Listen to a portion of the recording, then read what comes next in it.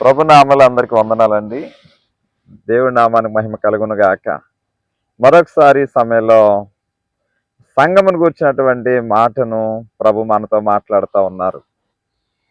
దేవుడు తన స్వరక్తమిచ్చి సంపాదించిన సంఘమును కాయుటకు ప్రభు అనేక మందిని అధ్యక్షులుగా నియమించి ఉన్నారు.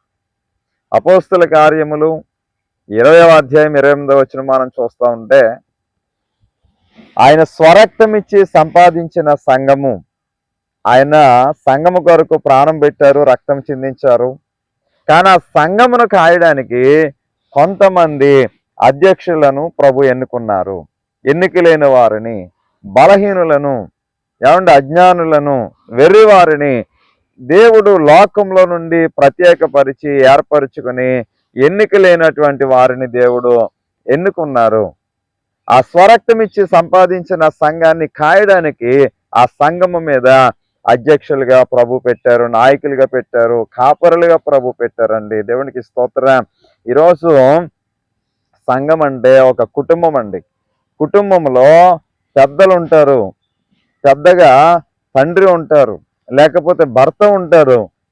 ఎలాగైతే కుటుంబంలో ఒక అధ్యక్షులుగా ఒక పెద్దవారుగా ఎలాగైతే ఉన్నారో, అలాగే సంఘంలో కూడా దేవుడు ఒక కాపరిని నియమించారు.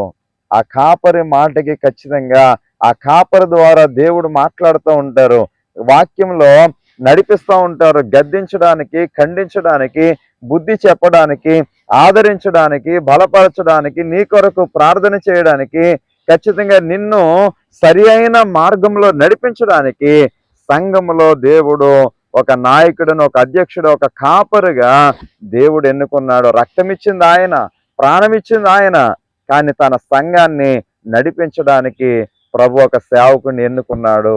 ఖచ్చితంగా ఆ సేవకుని మాటకు, ఆ సేవకుడు ఇస్తున్న వాక్యానికి మనం లోబడినప్పుడు ఖచ్చితంగా మనం ఆశీర్వదించబడతాము, మనం ఖచ్చితంగా దీవించబడతాము, మన ఆత్మీయ జీవితంలో అభివృద్ధి పొందగలుగుతాము.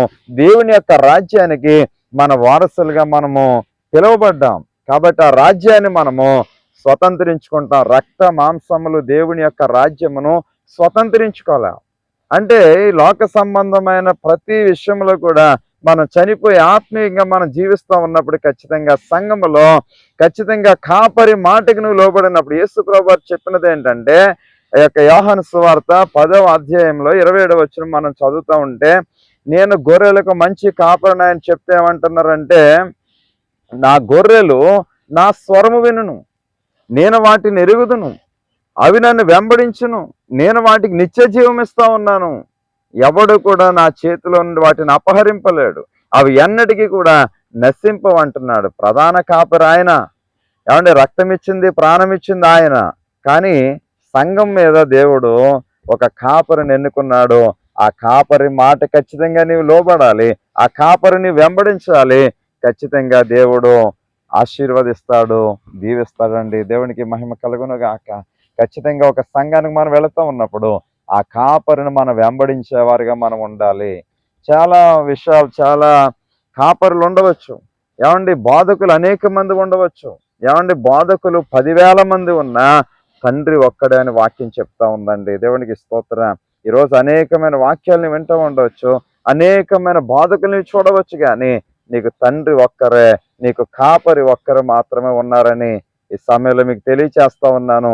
ఖచ్చితంగా ఒక కాపరిని దేని యందు ఆ సంఘమందు అధ్యక్షులుగా ప్రభు పెట్టినప్పుడు ఆ కాపరిని వెంబడించాలి.